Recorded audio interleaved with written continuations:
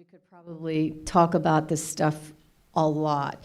But to give you a little context, the Coalition of Skin Diseases, Judy Jones, our founder, was one of the early members of trying to pull the coalition together, because what many of the patient leaders at the time, and this was, goodness gracious, probably early on, so a good maybe 20 some odd years ago, would come together at the American Academy of Dermatology meeting and realize that they were all leading small skin disease patient organizations. Most of them had never run an organization before. They didn't know anybody else who was running an organization. And so they would get together and share stuff, right? Oh, well, we did this, or we did that, or this is how we engaged with that. And out of that came the Coalition of Skin Diseases, a group of leaders of small organizations that came together to share their best practices, their ideas, how they dealt with stuff. And that has been sustained over all these years in a lot of different iterations, working closely with the American Academy of Dermatology. And as part of that relationship over the years, we as the coalition and the coalition members have been invited to participate with the American Academy of Dermatology in their annual legislative day on Capitol Hill, which has been really amazing. We've been able to participate collectively to bring together the patient voice, the skin patient voice, and we'll chat a little bit about that. And in recent years, the coalition has really focused on the power of the patient voice to really make a change in policy, legislation, regulatory, and raising the awareness of the impact of people living with a skin condition. There's lots of issues out there that impact pretty much everybody living with all different kinds of skin conditions, whether you're talking about acne or rosacea or cutaneous lymphoma or eczema. And we share a lot of the same things. So collectively, we can bring that to our policy folks, our legislative folks, our regulatory folks to help move that needle forward. So I'm going to let Kelly introduce herself a little bit, but you know, she comes to the world as a patient too, and you know, recently stepped into the role to lead the Coalition of Skin Diseases. It has been involved in a number of other organizations in this arena and has a deep passion for policy and patients and making a difference in the world for everybody living with a skin condition. So I'll just let you give a brief thing, and then we're going to talk about the coalition and what we're doing and how we're trying to move things forward. And then maybe really why should we even be involved with the Coalition of Skin Diseases? Like, why does that even matter to have a membership? Yeah, thank you, Susan. It's an honor to be here. I actually just have to say it has been an absolute joy to get to know a lot of you and to hear your stories. It's lit me up. And I was just telling Laurel that you can really tell the health of an organization by the people who they represent, and I'm just so impressed and really proud of you, and love to see the families coming together. How cool is that? As a patient myself, I really relied on, and I think you mentioned that too, my family to support me through the worst time of my life. Never saw it coming, and I've heard that story many times here too, kind of just living life, and all of a sudden, boom, you get hit with something. That was my story too. I was an eczema patient for my whole life, ever since I was a little girl, managed with topical steroids. Everything was A-okay. I hid my disease, never talked about it, not even to my family members really, because I didn't want to be the Debbie Downer. So you kind of isolate yourself, even though everybody's in plain sight of you, but I would wear clothes so no one would ever see. That was just how I accepted and lived with the disease that I had. So the very last thing in the world that I ever imagined myself doing was advocating and showing pictures and talking about this area of my life that was humiliating, embarrassing, caused me a lot of pain and a lot of grief. So much so that for a long, long time, I just kind of pushed it into the back. I never even let myself go there and think about that. And In 2019, I was part of a meeting with the FDA, and I was a panelist, and I had to really talk about the burden of skin disease. And I went on a long walk one night, and I thought, okay, I'm trying to like tap into all this stuff that I have dealt with and kind of carried, but really in the back of my mind for a really long time, and wow, it just was a lot. And then, sorry, I'm kind of going to jump around a little bit, but to go back in my story so you kind of have a little bit of context with me, I was treating my skin, I was doing okay, but my health was declining, and I finally put the correlation between the long-term steroid use that I had been taking, and I was only on topicals, and when I came off of those, which I needed to, I just tailspinned, and I was bedridden a year and a half, like a burn victim from head to toe, red, burning, oozing skin. Couldn't wear clothes like Carol was talking about. I had to lay naked on towels, lived between my bed and the bathtub for a year and a half, lost my hair, got a cataract, but was in so much pain I couldn't even lay on my side. So, you know, at first I thought, okay, I'm gonna go through this terrible thing, and then I'm gonna get on with my life. I was a contract musician, I was a mom of 2 little boys. I was loving life. I was living a very full, active life. But because it was so prolonged, and because of the complications that came afterwards, I actually was exposed to a skin virus that took over my body. I was hospitalized, almost lost my life, and that's when I really sunk low. My marriage started falling apart because my husband couldn't take it. And then when you lose that support system, it's kind of like, well, what do I have to live for anymore? And I didn't want to fight anymore, you know? I just didn't have it in me. And then I had an event take place where something happened in my heart, kind of turned me around. I had a moment, and this fire started burning up inside, and it became this huge, raging, powerful thing that it was all the grief and the suffering and the perplexity and the uncertainty and everything that we carry. It just burned away all my inhibitions, my introverted personality, and all the intimidation I had with people in high places, and all of that was gone. And I thought to myself, I can live or die, but I know one thing, I'm gonna fight this for the rest of my life until I see change. And I realized that it's going to take us telling the story and unveiling that part of ourselves that seems humiliating and embarrassing to bring that change. And I'm the kind of person who, you know, you can affect change in social media or your family, or there's lots of ways that you can go on a walkathon or something. I'm the kind of person, I don't want to be with a pickaxe at the bottom of the mountain, picking away my whole life and making a little change. I want to go up to the freaking top. I want to find all the key players, make a plan, and blow that thing up. That's how I feel. So then I was like, okay, how do we do this? I need to understand the playing field. I need to know who the players are. We need to understand this and start working together and sharing stories. So I can tell you the first time that I shared my pictures, my horribly ugly pictures, it was hard, very, very difficult. I published a book last year and they're out there, so they're public. You can see them now. But I couldn't even look at them for months after it had happened to me because it was so traumatic and it brought me back to that place. But I realized this is where it starts. And as Susan said, we have to bring awareness first. Like with skin disease, there's so much social stigma around it too. It's like we hide it. We don't talk about it. Nobody sees it. We don't realize that more than a quarter of our population has a skin disease, 84 million people. And so policymakers and the people who are in authority to make that change, they're not going to care unless they know and they understand what we're going through. So we realize that. And that's what, as a coalition, we've started to do with the American Academy of Dermatology. Like Susan said, we were going and really assisting the dermatologists and making their ask make sense. So we're bringing the human element, right? But then we realized as groups, hey, there are certain patient-centric issues that we need to be bringing forward. So we sort of reinvented ourselves, and now we have our own Hill Day, which is happening in a couple days. And Holly's gonna be there with us, which is super exciting. The CLF has been involved since the inception of all of this too.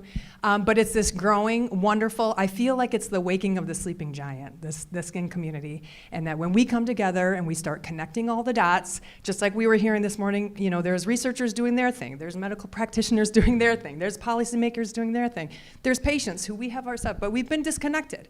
It's going to take us coming together and having conversations to really move this stuff forward. So. That's awesome. That's what drives the work, that I do. And I have found as we meet, even as like patient leaders, there's a lot of overlap in skin disease. Right. We deal with the same stuff. So we've got a lot we can work on together collectively. Yeah. Thank you. So that was a long intro. Sorry. That was good. No, it was good. It was good. It was good. And I think one of the things and the privilege that we have to be able to share all of this is bringing this piece to let you know that this is happening on your behalf, along with other people who are also passionate in the world of skin disease. We do this in our lymphoma world and with our rare world because we fit into the 3 boxes. But, you know, to really be able to be a part of, and the importance for us as a small, rare disease to collaborate with other groups and other people, because to your point, 85 million people are living with a skin condition. So that's a powerful number. Like, we may only have, I don't know how many folks are going on the Hill this week with you. We got about 45. Okay, Yeah. so 45 people, but 45 people are representing 85 million people, because you can't take 85 million people and take them to Capitol Hill, but we can take 45 passionate, amazing individuals there to share the story and the impact. And then when we have data behind it, and we can prove, we were talking a little bit about the health economics and what's the impact of having to go through step therapy, right? What's the impact of not being able to access your insurance, right? What's that long-term impact to society? And the way we can do this is through these coalitions. So today we wanted to introduce you to the Coalition of Skin Diseases as one of the major coalitions that we as the Cutaneous Lymphoma Foundation are involved and engaged with, to let you all know what's happening on your behalf and where we're going. And each of these groups that we belong to have a specific purpose and a reason. And the Coalition of Skin Diseases is our US-based policy, legislative, regulatory skin disease arm that we can work with and collaborate with. And you know, down the road, the coalition is looking at creating some educational capacities so that for those of you, and I know I've had some conversations with people who are interested and already kind of engaged with their local legislators and so forth, that want to get educated and come to join us on some of these events, because you have to know what you're dealing with, right? So let's talk a little bit about, you know, advocacy. We talked about that this morning. Different ways of advocating. You can advocate on your behalf with your clinicians. You can advocate and share your story with your family and friends. That's all advocacy. And then what we're doing through the coalition is the policy legislative. It's very specific. It's understanding what's happening out there in the world of health policy, regulatory. How does that impact on us, and what do we want to change? So I don't know if you have anything that you want to share about that kind of piece and why it's so important and why the coalition is taking this on. Well, like you said, there's power in numbers. A lot of things that you face in lymphoma, so do we in eczema. Things like you mentioned with getting access to care and treatment, right? We talked about research funding and the importance of getting the funding from the government to the NIH to actually look at your disease and figure it out. That's an important ask, right? And when you go to these policymakers and you tell their story, all of a sudden it clicks and it makes sense to them. And then when they're making those decisions, you are in mind. And so really, I came from like the absolute ground level as far as policy. I don't have a background in poli-science. You know, I didn't have an education around that. I just knew I had to tell my story. Someone needs to tell it. And for a long time, I think I still do. Like, sometimes my voice will waver, or my pants are shaking, or my legs are shaking in my pants, you know, because I'm scared. This is unfamiliar territory. But at the end of the day, it's a human reaching a human. They're in these positions of public service. They need to hear from us. They can't do their job if they don't. How are they supposed to know what decisions to make if they're only hearing from the insurance companies who are saying, well, this makes sense. It's going to save us money to, you know, make these patients go through all the cheaper drugs before we give them what their doctor prescribes. Well, if a patient comes in, they're going to have a very different story, right? And so really all of these policies are ultimately at the end of the day affecting us. We are the most important piece of the puzzle. And if we're not engaged and we're not telling them, they're none the wiser. It's so important that we engage and tell our stories. It doesn't take a professional. It just takes someone who has a story and who's passionate about bringing change. Right. And then putting it into a structure so that it's effective. Yes. Right? Yeah. And doing it in a thoughtful, strategic way. Educated way. An educated way. Yes. Yes. Which that's part of it. It's like, right. I think a lot of us are hit with these policies And we don't know the terminology or the verbiage. We just know what it feels like. You know, we go to the pharmacy counter and all of a sudden we're hit with this $3,000 bill we weren't expecting. And you just feel like, well, I guess this is a sucky system that I live in, and you try to deal with it. But we don't understand what's behind the curtain that's actually driving all of those upward costs. And we don't realize that we could actually speak into that and change it. So you need to first get excited about this and realize you can make a difference, you can make an impact, and then learn about what's happening and how you can speak into that and bring change. Right, and I think that's for us as the organization to be able to do the deep dive into the policies and understanding a little bit more of what's behind all of this, working with experts in that field and saying, oh, I see how that will have an impact on our patient community, and then we can build our initiatives and then bring the actual reality of what happens at an individual level to the table to support why we would want to change, why this makes a difference, what that impact has. And I will also say I was not a policy person, and it's been quite a learning experience and continues to be a learning experience with regards to how things really work, the different pieces and parts, how things work together, what's the impact of what's different between regulatory and FDA versus the National Institutes of Health and NIH, and why that's different from what Congress is doing, and how does this policy or this law gets passed, and then the regulatory agency has to implement the law. So they can't change the law, but they have to implement it. What's the interpretation, their interpretation of the law that got passed and how that gets implemented? It's wild. And I wouldn't expect any individual to have to learn all that, and that's why being a part of the coalition and getting engaged in that and understanding it, then we can come back and say to everyone here, wow, here's a bill we're working on, here's a change we're working on. So if you could reach out to your congressional representative and here's why this is important, and you can tell them as a patient living with cutaneous lymphoma why we need a change in the rules for step therapy, for example, or things of that nature. And all you really need to do is send the email or make the call or do something along those lines, and we'll share the information with you that you can do. But then when they hear from you, their local constituent who puts them in office, that is what makes the connection. And then we can follow up and do these other things kind of at the more in-depth way. And I would add, when I first got into advocacy, I was working on the state level in Georgia, and I went to a lobbying boot camp for advanced nurse practitioners. Anyway, that was really eye-opening for me, and the speaker was saying something about, number one, these people are in office to serve us. They need to want to hear from you, so you're not an interruption to them or an annoyance. They actually need you to come. So that was one big thing. And then the other was that, I remember hearing something, it was by Thomas Jefferson. He was saying, America isn't governed by the majority, it's governed by the majority that participate, which I thought was really cool. And she was mentioning, when you come in, whether it's a phone call, an in-person meeting, an email, all of those things are logged. If you have one person coming in talking to you about a subject, 10, 25, okay. 50 people, it's like, all right, I need to do something about this because my constituents care about this. So that's why, again, it's so important to be with a coalition, because if we get 100, 500, 1,000 people weighing in on a subject, they can't ignore that, right? Right.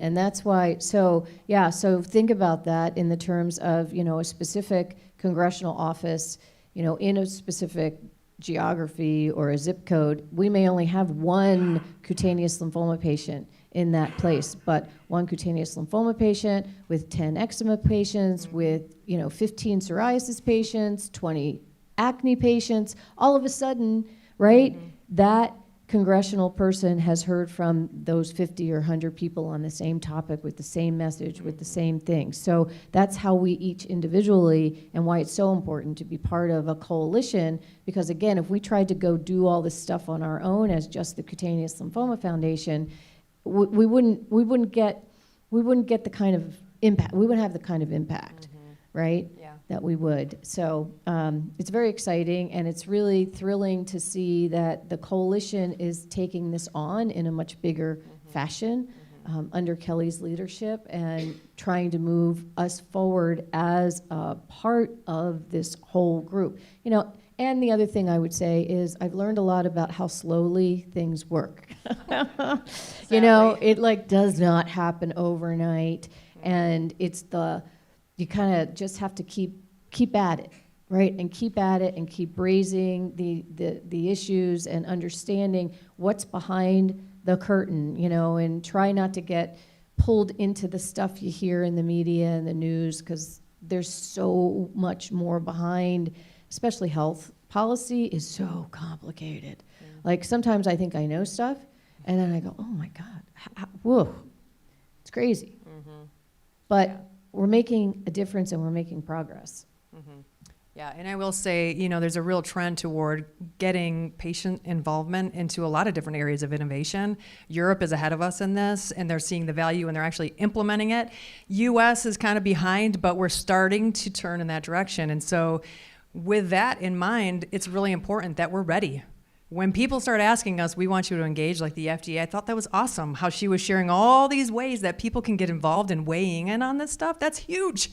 But if you feel intimidated and if you're not educated, nobody's going to do that, right? Because it just feels too scary, or I'm going to look like a fool.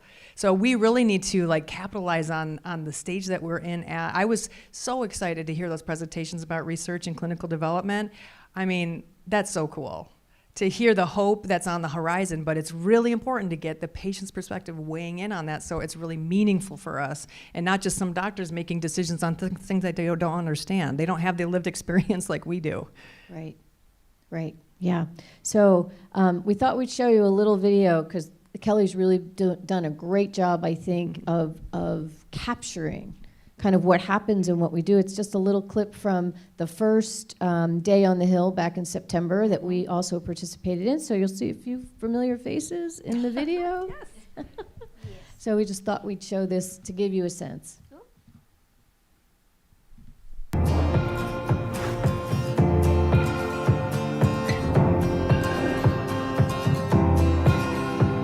One.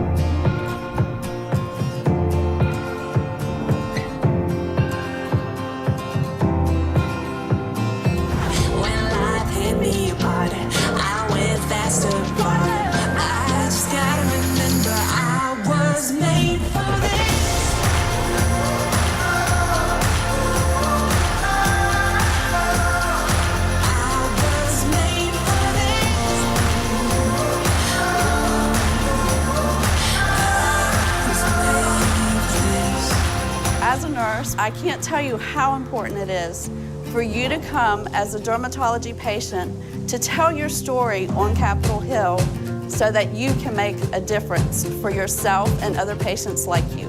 My sister, Samantha, who's currently 10, was recently diagnosed with alopecia, and I want to make sure that even though she might not be able to tell her story, I'm here to help her. It's important to come and make sure that people in power know your story so that you can make the change in the country, and that's what we're here to do.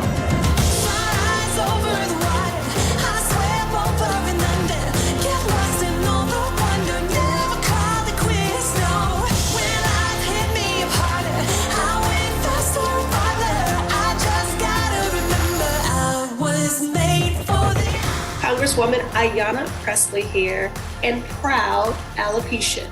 The power of storytelling is real, and each of you play a critical role in influencing the policy agenda in the nation's capital. You sharing your experience about access to care, your story with dealing with skin disease, those stories are so powerful. And as a doctor, I can share why they're powerful as someone who wants to heal you.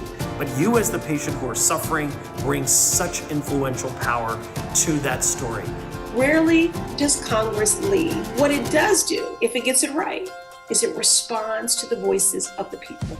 And that is why we need you to raise your voice.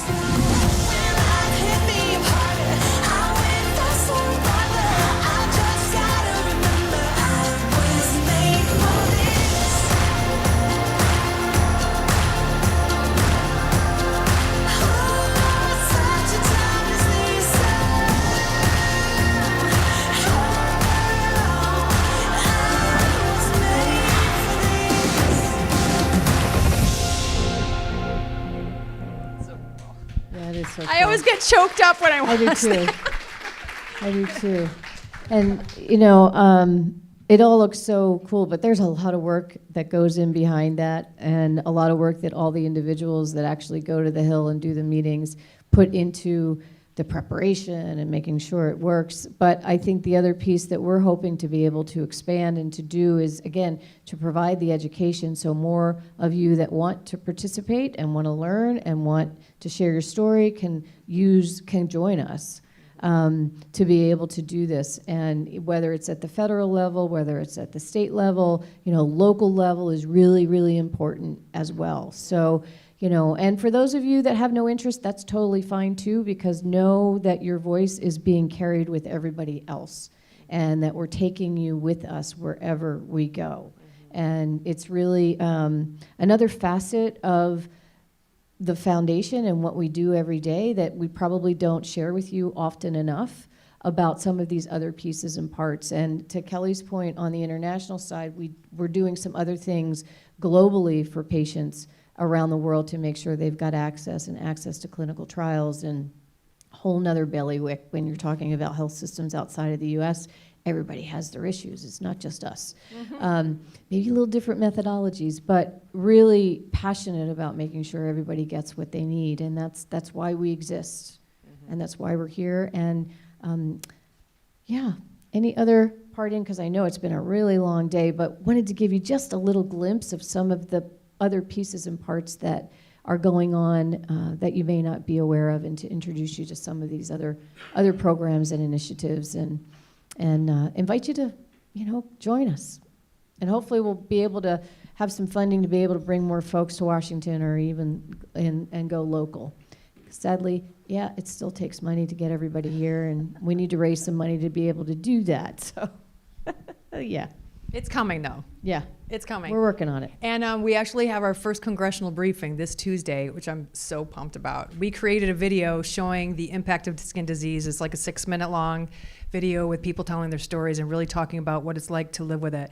And at several of our, and we created at the same time as this one in September, several of our advocates afterwards were saying, Kelly, usually I'm the strong one, and I'm kind of like the hopeful, optimistic one for our community, but I don't know why. I mean, some of them were flaring because we'd been there almost all week. And so the stress that's on your body when you're traveling, your new environments, new people, it's just a lot.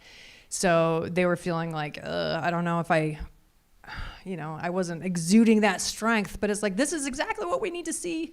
People need to see what's really happening in our day-to-day lives and the struggles that we have, so that they care, so they actually make changes. So we're having this briefing. Want to invite any of you who are local to come. You are totally welcome. It's a briefing and a luncheon where we're just going to show the video. We actually have the director of NIAMS, that's the National Institute of Health that's over skin disease. We'll give a little virtual presentation, and then we have a panel of different people in the skin community to just talk about why this is so important, why congressional staffers and members of Congress need to care about this, because that really is the first step. First, they need to see, okay, this is how many people are affected, and this is what it's like. And now it's like, okay, we care. And then we can start talking to them about all these different issues. So we want to welcome you to join us for any and all of that. Great. Thank you. Yeah, you're welcome. Hopefully this was interesting, enlightening. Anybody have any questions? Anything you want to ask about what we're kind of doing? I know it's probably a lot at the end of the day, so yeah. Can you give us particulars of next Tuesday? Yes, it's in the Senate Russell Building, room 385 at 12:30 to 1:30. Yep, and I can give you, or if you want to just RSVP, if you want to come, just let us know so that we'll have enough food in the room. But I think, if it's just a handful, it's totally fine. Good. Yeah. Okay, great. Yeah, just let us know out front if you think you're going to come. We'll let Kelly know. Mm-hmm. So all the logistics can be covered. Yeah, perfect. Mm-hmm. Thank you. Thanks for having me. It's really just been appreciate an it. honor to be here, and a real honor to meet so many of you. Thank you for getting involved and sharing and being the awesome individuals that you are. Yeah, I know. Aren't they awesome? Yes. I'm very proud of our community. Thank you.